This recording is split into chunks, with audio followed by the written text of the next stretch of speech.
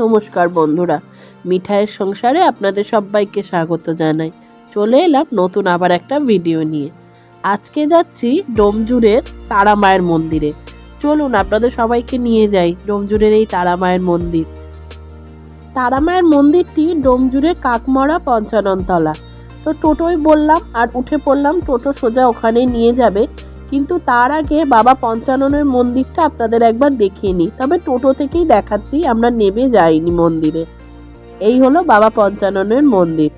এর পরের স্টপেজটাই হলো তারা মায়ের মন্দিরে যাওয়ার রাস্তা। চলে এলাম তারা মায়ের মন্দিরে যাওয়ার যে গলিটা, সেই গলিটা। আর দূরে যে সাদা মতোটা, ওটাই হলো তারা মায়ের মন্দির। চলুন যাই এবার ভেতরে।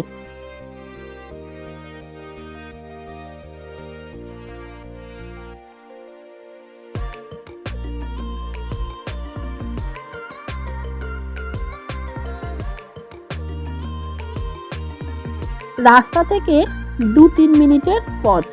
চলে এলাম তারা মায়ের মন্দিরে। ভেতরে ঢুকলেই দেখতে পেলাম যে ভোগ হবে, তাই মন্দির একটু পরেই বন্ধ হয়ে যাবে কিছুক্ষণের জন্য। তাই আমি যখন ওখানে গিয়ে বললাম যে একটু মায়ের মন্দিরের ছবি নেব, ওরা তখন বলল যে না, একটু বসতে হবে, ভোগ হয়ে গেলেই তারপরেই মায়ের মন্দিরের ছবি নেওয়া যায়।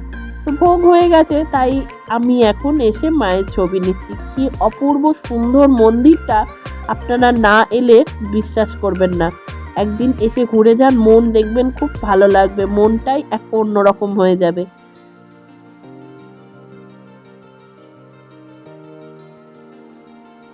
আর ওই পাশে চেয়ারে যিনি বসে আছেন, তিনি হলেন মন্দিরের আসল পুরোহিত। তিনিই করেন পুজো।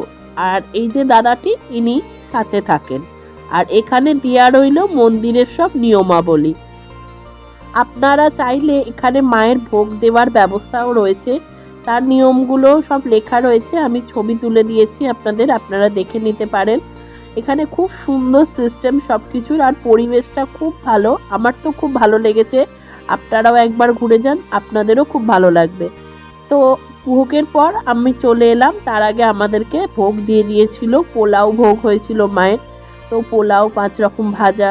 তো ভোগ নিয়ে আমি বাড়ি ফিরলাম। ভিডিওটা আজকে এখানেই শেষ করলাম। সবাই ভালো থাকবেন, সুস্থ থাকবেন। দেখা হচ্ছে নতুন ভিডিওয়ে খুব তাড়াতাড়ি। ভিডিওটা ভালো লাগলে লাইক, শেয়ার, সাবস্ক্রাইব আর অবশ্যই কমেন্ট করবেন।